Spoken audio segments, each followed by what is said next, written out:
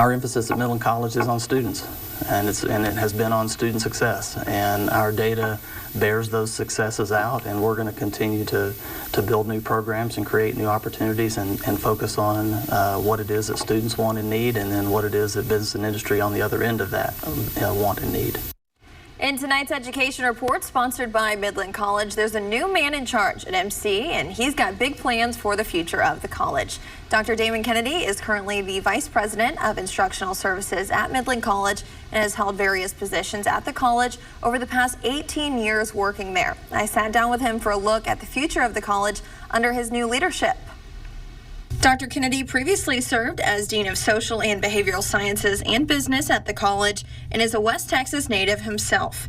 He earned a doctorate of philosophy and American history from Texas Tech University and a Master of Arts and a Bachelor in Arts in American history from UTPB.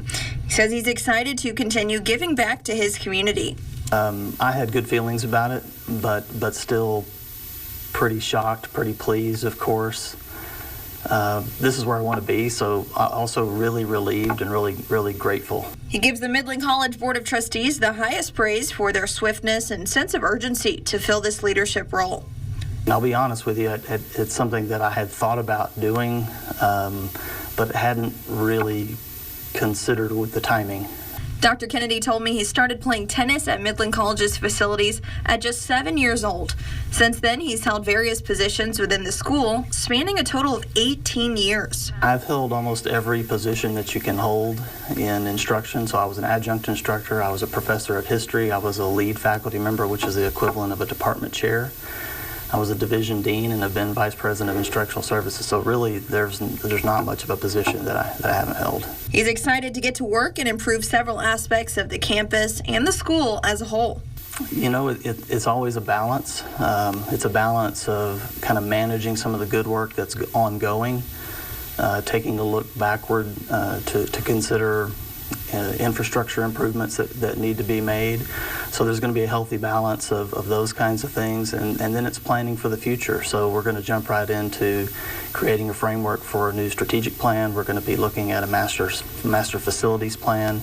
There's already some great work ongoing with MISD related to CTE facilities, and so that will continue, but that's pretty progressive work, and it's going to be very impactful. He says he's always wanting to hear from students and local families on what can be improved.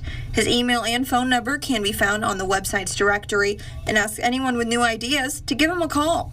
Looking forward to staying engaged with the community and building partnerships and kind of enhancing our presence in Midland. But, I immediately want to begin to engage with students in forums, meetings, and meetings with students one-on-one. I already do those kinds of things, but that's largely with honor students and our PTK students. But we definitely want to hear from students because they have the greatest insight into what the campus is doing or not doing for them, and so we'll take a listen to what they have to say. Midland College will make the leadership change official on June 27th. He was great, so good luck to him.